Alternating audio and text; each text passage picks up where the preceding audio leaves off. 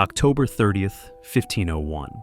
The marble floor of the Apostolic Palace in Rome is cold against the skin, but the air is stifling, thick with the scent of roasted chestnuts, sweat, and heavy perfume.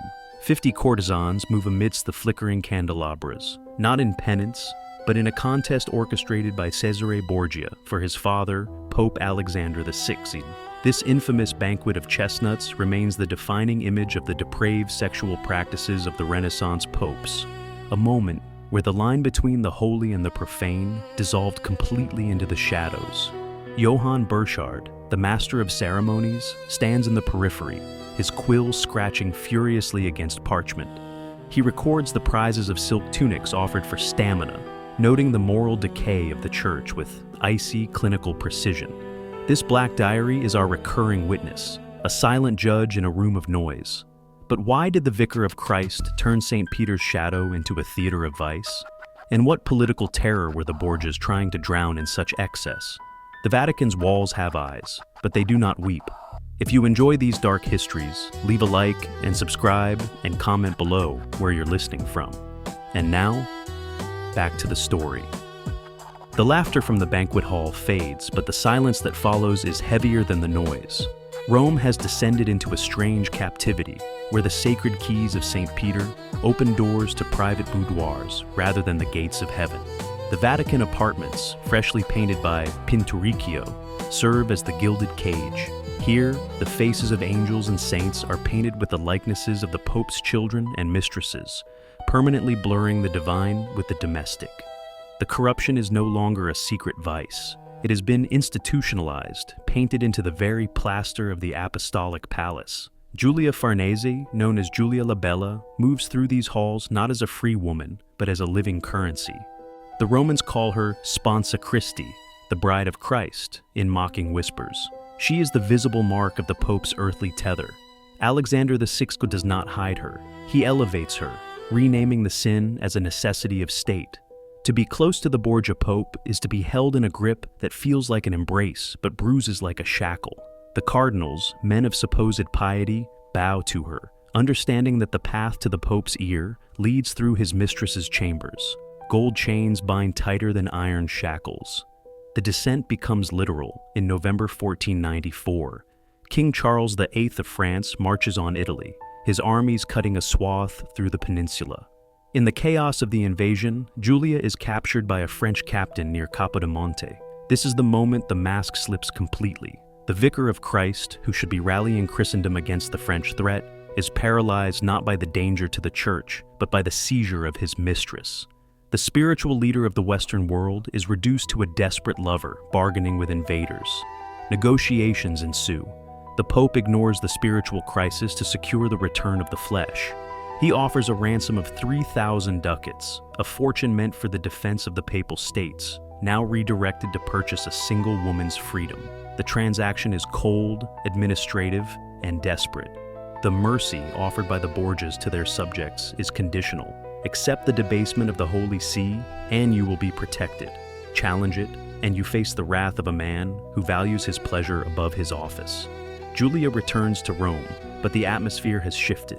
The people watch from the shadows of the Seven Hills. There is a quiet will to resist, found not in open rebellion yet, but in the rising voice of the Dominican friar Girolamo Savonarola in Florence. He speaks of a whore of Babylon, a church held captive by its own head. He offers a counter-mercy, a return to purity through fire. But the price of his mercy is high, the destruction of all vanity, all art, all joy. Johann Burchard, our silent chronicler, continues to write in the Black Diary. He notes the return of the mistress, the relief of the Pope, and the sullen anger of the Curia. He does not judge openly, he merely catalogues the descent. The Vatican has become a place where salvation is sold to finance the sins of the night. To refuse the Pope's lifestyle is to risk the poison cup, yet to accept it is to lose one's soul. Silence is the first accomplice to tyranny. The condition is stated openly in the spring of 1497. It arrives not as a whisper in the confessional, but as a papal bull sealed with lead and red wax.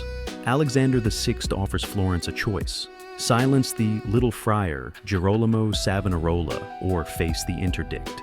The condition extends beyond the pulpit of San Marco. It is a test of reality itself.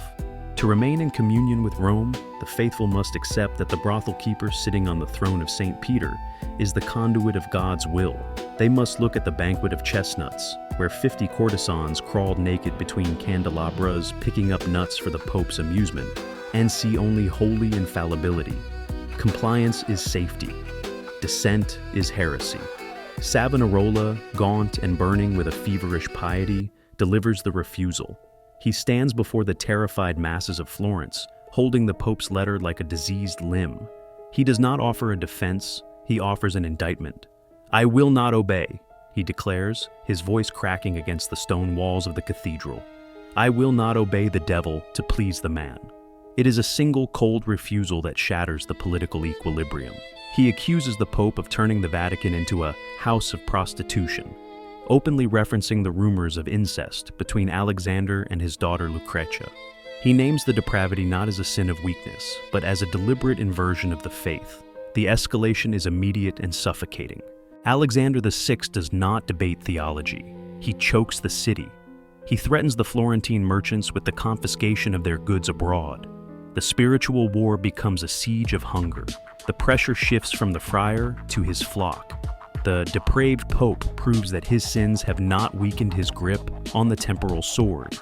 The deprivation begins. No sacraments, no trade, no protection. The silence of God hangs over the city, enforced by the man who mocks him. Inside the Vatican, the why of the depravity finally resolves into focus. The sexual excesses, the orgies, the public mistresses, the rumors of incest were never merely about pleasure. They were a mechanism of isolation and control. By committing acts that no other monarch would dare, the Borgias severed their ties to traditional morality and the old alliances of Europe. If the world hates you, you can only trust your own blood. The incest, real or performed, created a closed loop of loyalty that no outsider could penetrate. The depravity was the moat. The family was the castle. A crown of sins is heavy, but it guards the head that wears it. But meaning inverts in the fire. In May 1498, the pressure breaks the Florentines. They turn on their prophet to save their city. Savonarola is arrested, tortured on the rack until his shoulders are pulled from their sockets, and condemned to burn in the Piazza della Signoria. Yet, as the flames rise, the intended lesson collapses. The fire was meant to purge the critic and validate the Pope's authority. Instead, the spectacle of a friar burning for demanding chastity, ordered by a pope who watches naked courtesans for sport, brands the church with an indelible scar. The price of the Borgia survival is revealed. They have purchased their dynasty's continuity by selling the moral legitimacy of the papacy. The discipline Savonarola preached becomes the armor of the Reformation that will follow. His silence in the fire. He dies without screaming curses, louder than the laughter in the Vatican halls. Burchard records the death in the Black Diary, noting that the ashes were thrown into the Arno River, so no relics could be kept. But the record itself is the relic. The Pope has won the trial of strength, but he has lost the trial of history. The why was power. The price was the very soul of the institution he ruled. Smoke rises, but the truth does not vanish with the wind. August 18th, 1503. The heat in Rome is suffocating, a physical weight that presses against the lungs. Pope Alexander VI lies dead, his body bloated and blackened by rapid decomposition, a phenomenon whispered by the superstitious to be the devil collecting his due, is forced into a coffin that is too small. The Swiss guards pound the lid shut with their fists. With the patriarch gone, the Borgia rebirth collapses into immediate scramble for survival. But the true rebirth happens years later, in silence, under the command of his successor and lifelong enemy, Pope Julius II.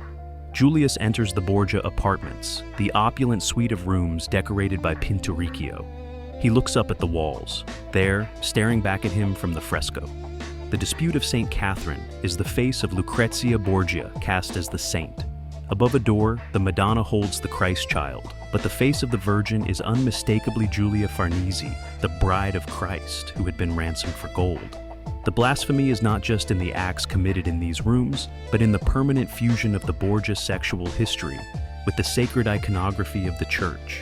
They had literally painted their sins into the face of God. Julius does not scream. He performs a wordless rite of erasure. He refuses to live in the rooms. "I will not live in the same rooms as the Borgias lived," he commands. "I will not look upon the faces of demons." He orders the apartments sealed. The heavy doors are shut, the keys are turned, and the rooms are abandoned to the dust. For over 300 years, the Borgia apartments remain closed, a hidden place in the heart of the Vatican, preserving the murals in the dark. The silence of the sealed room screams louder than any sermon. A locked door is a confession in iron, but the true survivor is the Black Diary. Johann Burchard's Liber Notarum is not burned. It is filed away in the deepest recesses of the Vatican's secret archives.